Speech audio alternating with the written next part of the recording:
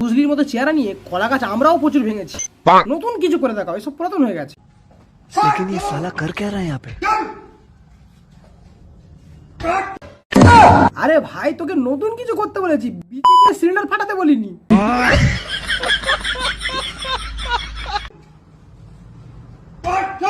लेकिन एक second cylinder দিয়ে শক্ত করছো তোমার ওই দানা। দানা যদি ফেটে যায় হয়ে যাবে 72 লক্ষ, ফেটে গেলে হয়ে যাবে লস।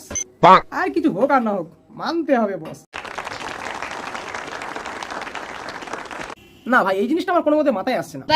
মানুষ জিম টিম করে, বডি টডি বানায়, হাত পা দিয়ে কোনো কিছু ভাঙে যাতে হাত পা শরীরগুলো শক্ত রক্ত হয়, শক্তপোক্ত হয়। বিচি দিয়ে সিলিন্ডার ফাটায়। আচ্ছা, বিচি শক্ত করে কি করবে? अरे कहना क्या चाहते हो? কি বলছি বুঝতে পারোনি? চালিয়ে যাও বস। ভারত আর পাকিস্তানের যুদ্ধ হবে যখন, রকেটের বদলে তোমার বিচি দিয়ে সিলিন্ডার ফাটিয়ে মারবো।